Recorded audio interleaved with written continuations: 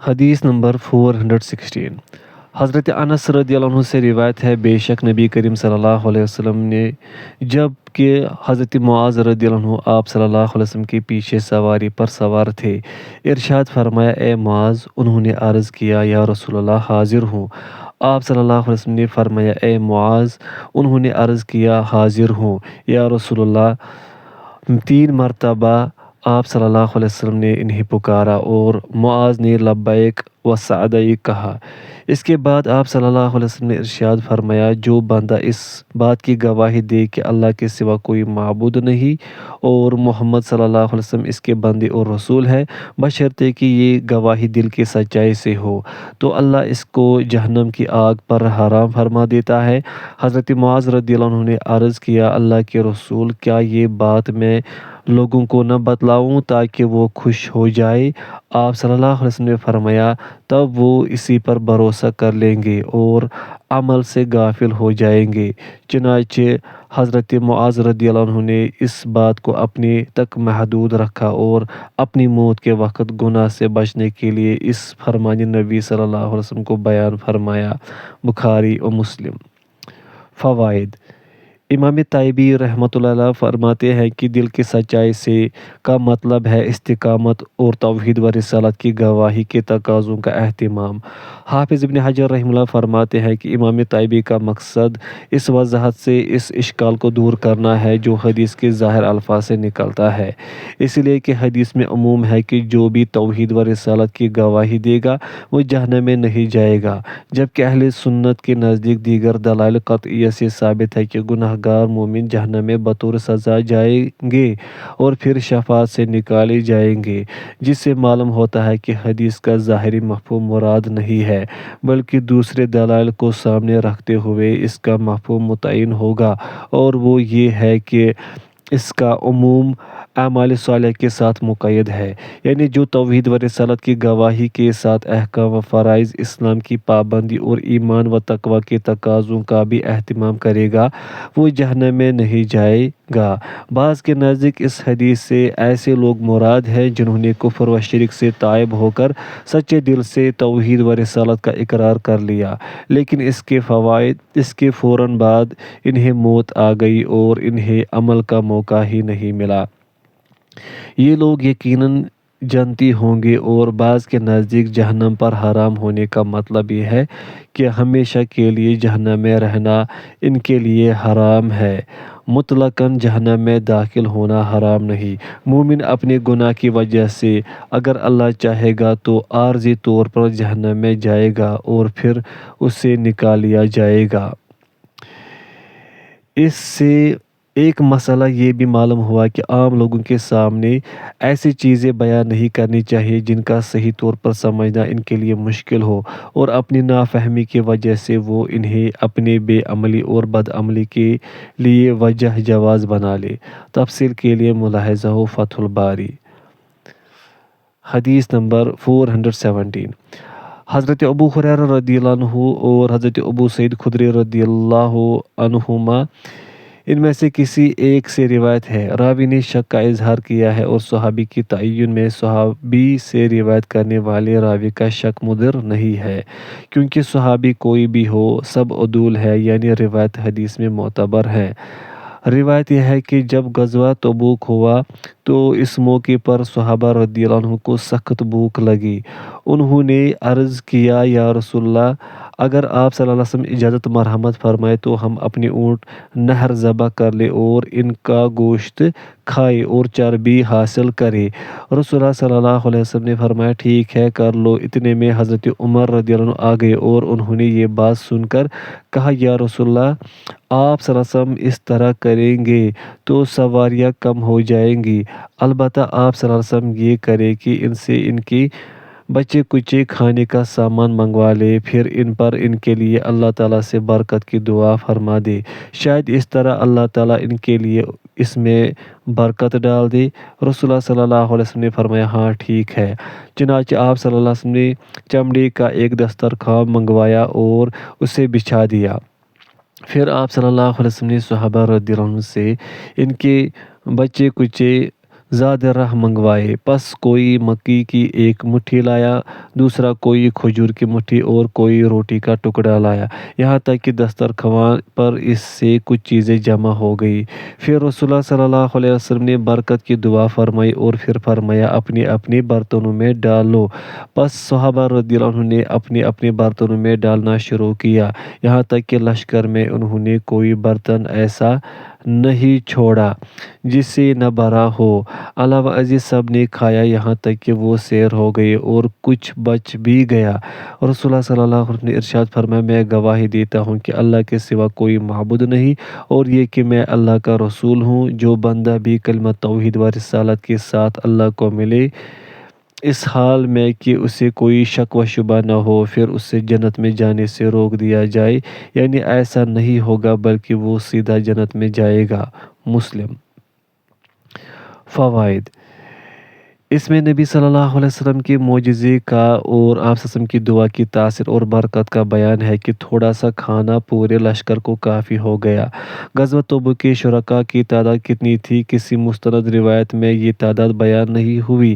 حافظ ابن حجر نے فتح الباری میں سیر و مغازی کی بعض روایات کے حوالے سے 30 اور 40 ہزار تک کی تعداد بیان کی ہے۔ یہ روایت اگرچہ محتاج صحت ہے تاہم صحیح بخاری کی روایت سے اتنا تو ضرور معلوم ہوتا ہے کہ اس کے شرکاء کی تعداد بہت زیادہ تھی۔ روایت بخاری کے الفاظ ہے۔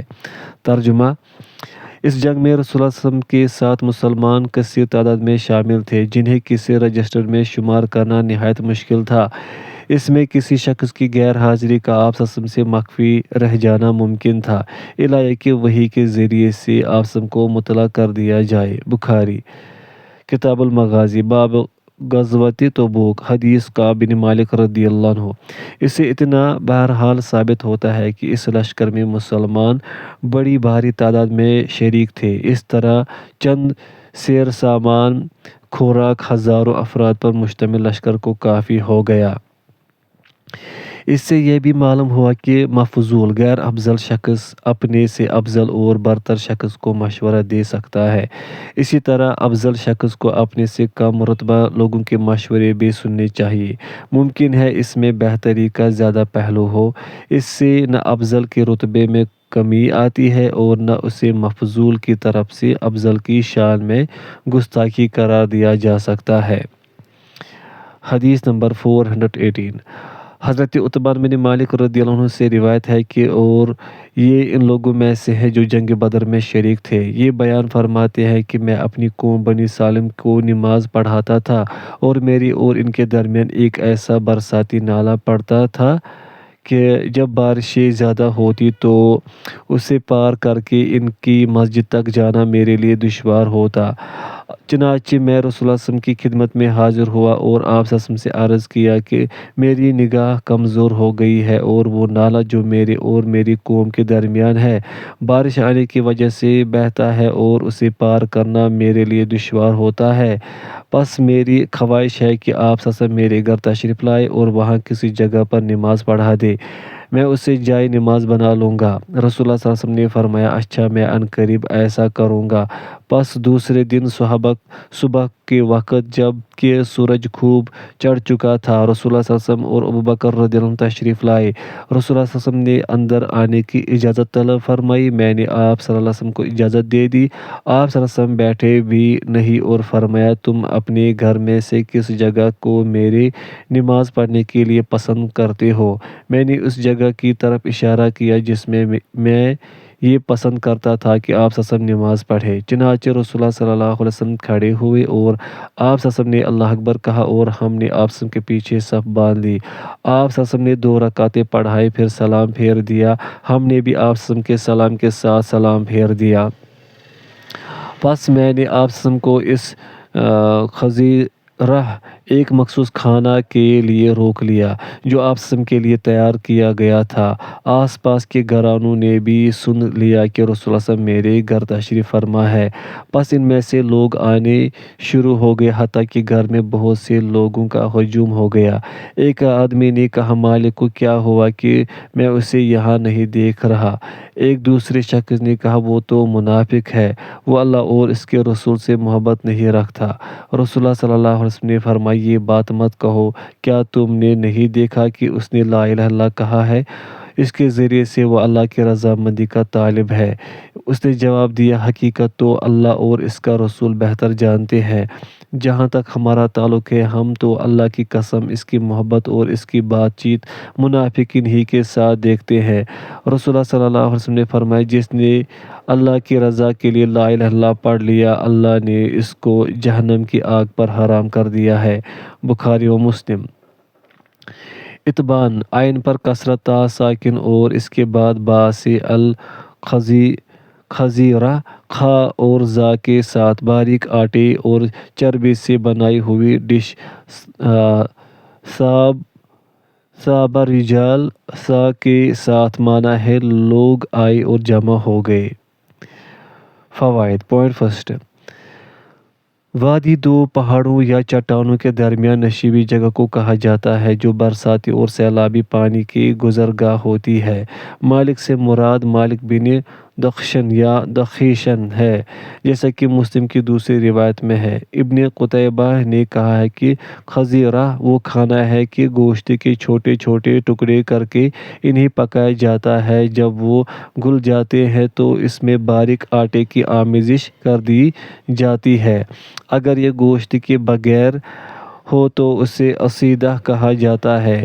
بعض روایت میں اس کے لیے جشیشہ کا لفظ آیا ہے، اسے دشیشہ بھی کہا جاتا ہے۔ اس کا طریقہ بھی خزیرہ کی طرح ہی ہے۔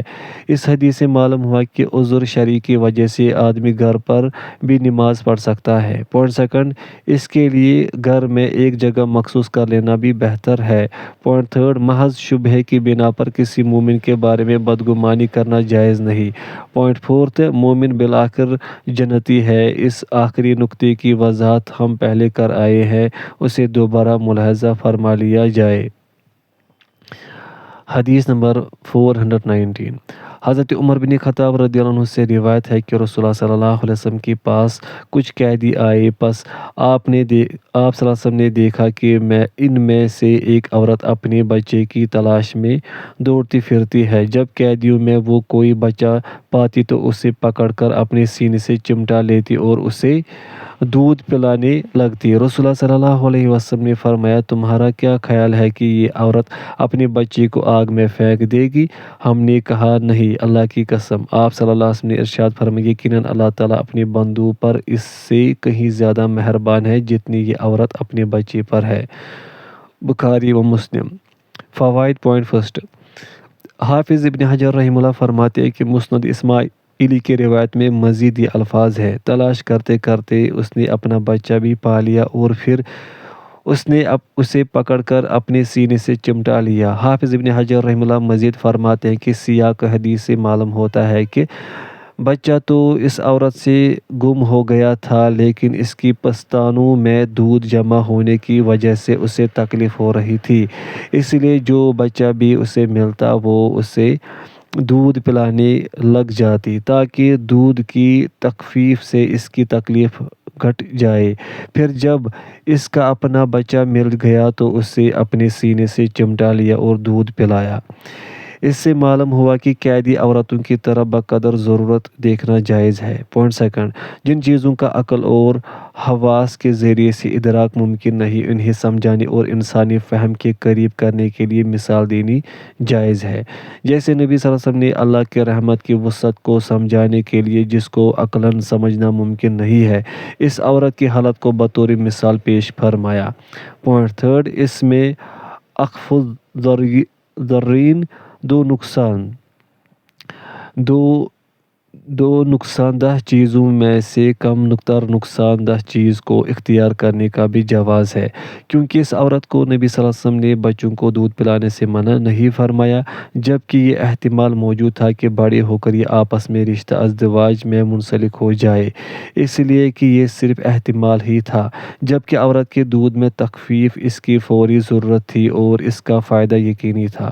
پوائنٹ فورتھ، اس میں بندوں کا لفظ عام ہے جس میں مومن اور کافر دونوں شامل ہے، لیکن قرآن کریم نے اس کی وضاحت کر دی ہے کہ اللہ کی رحمت دنیا میں عام ہے، جس سے مومن و کافر دونوں ہی یکساں فیض یاب ہو رہے ہیں، لیکن آخرت میں یہ رحمت صرف اہل ایمان کے لیے خاص ہوگی اور کافر عذاب ہی سے دوچار ہوں گے، کیونکہ عدل کا تقاضا یہی ہے۔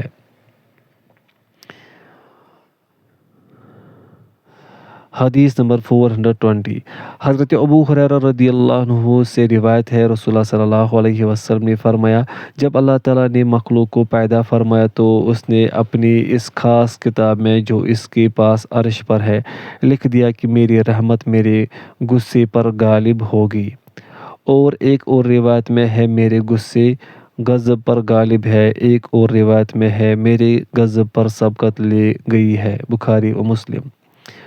فوائد: امام خطابی رحمہ اللہ فرماتے ہیں کہ کتاب سے مراد یا تو اللہ تعالیٰ کا فیصلہ ہے جو اس نے کیا ہوا ہے، جیسے کتب اللہ لأغلبن انا ورسلی، اگر اس میں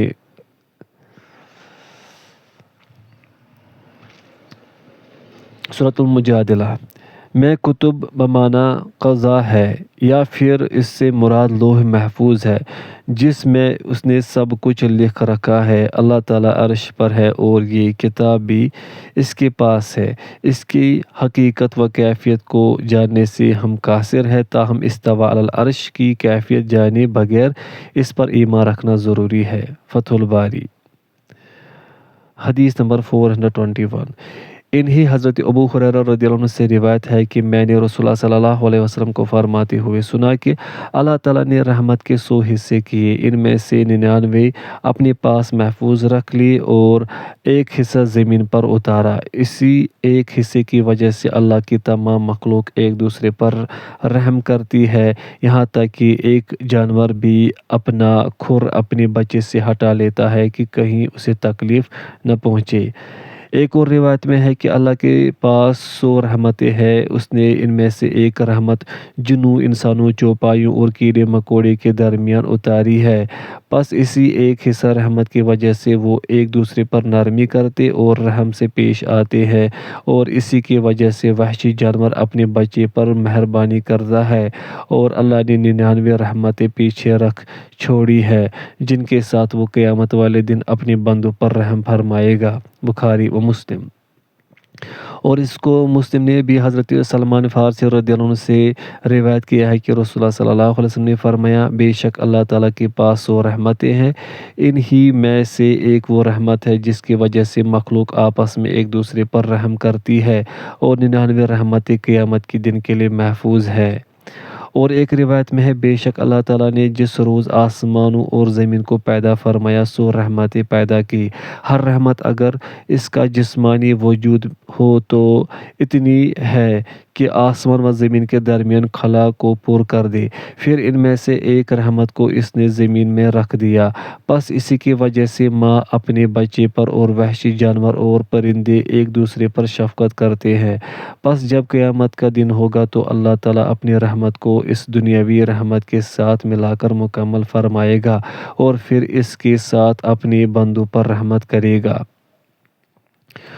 فوائد: پوائنٹ فرسٹ، اس سے معلوم ہوا کہ ایک دوسرے پر رحم و شفقت کا معاملہ کرنا اللہ کو پسند بھی ہے اور اس کا فضل و کرم بھی، اسی لیے اس نے رحمت کا یہ ایک حصہ دنیا میں نازل فرمایا ہے، اور جو شخص اتنا سنگ دل ہو کہ وہ رحم و شفقت کے جذبات سے ہی نا آشنا ہو تو یہ ایک نہایت ہی ناپسندیدہ چیز ہے، علاوہ ازیں اللہ کے فضل و کرم سے محرومی کی علامت بھی ہے۔ پوائنٹ سیکنڈ، اللہ تعالیٰ قیامت والے دن 100 رحمتوں کے ساتھ اپنے بندوں سے معاملہ فرمائے گا، اس میں یقیناً بندوں کے لیے بڑی امید اور زبردست خوشخبری ہے، لیکن جو اس بنیاد پر اس کی مخالفت کو اپنا شیوا اور اس کی حدود کی پامالی کو اپنا وتیرہ بنا لے، اس کے لیے اس کا غضب بھی اس روز نہایت شدید ہوگا، اس لیے ترک فرائض اور اعراض و استکبار کے ساتھ رحمت الہی کی امید تخم حنظل کی کاشت کر کے کسی ثمر شیری کی پیداوار کی امید رکھنے کے مترادف ہے۔ حدیث نمبر 422، وہی حضرت ابو ہریرہ رضی اللہ عنہ نبی صلی اللہ علیہ وسلم سے اللہ تعالیٰ کا قول نقل فرماتے ہیں کہ کوئی بندہ گناہ کر کے پھر کہے اے اللہ میرا گناہ بخش دے، تو اللہ تبارک و تعالیٰ فرماتا ہے میرے بندے نے گناہ کیا اور وہ جانتا ہے کہ اس کا رب ہے جو گناہ بخشتا ہے اور گناہ کی پاداش میں مواخذہ بھی کرتا ہے۔ پھر وہ گناہ کا ارتکاب کرتا ہے اور کہتا ہے اے میرے رب میرا گناہ معاف فرما دے۔ اللہ تبارک و تعالیٰ فرماتے ہیں میرے بندے نے گناہ کیا ہے اور اسے علم ہے کہ اس کا رب ہے جو گناہ معاف کرتا ہے اور گناہ کی وجہ سے گرفت بھی فرماتا ہے۔ پھر وہ گناہ کرتا ہے اور کہتا ہے اے میرے رب میرا گناہ معاف کر دے۔ اللہ تبارک و تعالیٰ فرماتا ہے میرے بندے نے گناہ کیا اور وہ جانتا ہے کہ اس کا رب ہے جو گناہ کو بخش بھی دیتا ہے اور اس کی وجہ سے گرفت بھی کرتا ہے، یقیناً میں نے اپنے بندے کو بخش دیا، پس وہ جو چاہے کرے۔ بخاری و مسلم۔ پس جو چاہے کرے کا مطلب ہے جب تک وہ اس طرح کرے گا کہ گناہ کر کے توبہ کرتا رہے تو میں اسے بخشتا رہوں گا، اس لیے کہ توبہ اپنی ماقبل کے گناہ کو ختم کر دیتی ہے۔ فوائد: اس حدیث کا مفہوم یہ ہے کہ جب تک ایک بندہ مومن کا دل احکام و فرائض الہی کے بارے میں اعراض اور استکبار سے پاک ہے، تاہم اس سے بار بار گناہ کا ارتکاب ہو جاتا ہے اور وہ ہر دفعہ گناہ کے بعد بارگاہ الہی میں گڑ گڑاتا اور استغفار کرتا ہے تو اللہ تعالیٰ اسے معاف فرماتا رہتا ہے، کیونکہ وہ توبہ و استغفار کر کے اصرار سے گریز کر رہا ہے اور مواخذہ الہی سے لرز رہا ہے، جس سے معلوم ہوتا ہے کہ اللہ کی عظمت و جلالت سے اس کا دل لبریز ہے اور اس کے سامنے اظہار بندگی میں اسے کوئی عار نہیں ہے، اور بندے کی یہ خوبی ایسی ہے کہ اللہ تعالیٰ اسے پسند فرماتا ہے، اس لیے وہ فرماتا ہے کہ بندہ جب تک عاجزی سے میرے سامنے جھکتا رہے گا میں اسے معاف کرتا رہوں گا۔ اس کے برعکس ایک بندہ وہ ہے جو بار بار گناہ کا ارتکاب کرتا ہے، پھر نہ توبہ و استغفار کرتا ہے اور نہ اللہ کے مواخذے کا کوئی اندیشہ اس کے دل میں ہے۔ ظاہر ہے کہ یہ شخص مذکورہ بندہ مومن سے یکسر مختلف ہے، اس کے ساتھ اللہ کا معاملہ بھی اس سے مختلف ہوگا۔ پہلا کردار ایک بندہ مومن کا ہے جس پر اللہ تعالیٰ گناہ کے باوجود اپنی خوشی کا اظہار فرماتا ہے، اور دوسرا کردار ایک باغی اور سرکش کا ہے جس کے لیے اس نے سخت عذاب تیار کر رکھا ہے۔ جعلنا اللہ من الاولین۔ حدیث نمبر 423۔ سابق راوی ہی سے روایت ہے، رسول اللہ صلی اللہ علیہ وسلم نے فرمایا قسم اس ذات کی جس کے ہاتھ میں میری جان ہے، اگر تم گناہ نہ کرو تو اللہ تعالیٰ تمہیں ختم کر کے ایسے لوگ پیدا فرمائے گا جو گناہ کریں گے، پھر اللہ تعالیٰ سے گناہوں کی معافی مانگیں گے اور وہ انہیں معاف فرما دے گا۔ مسلم۔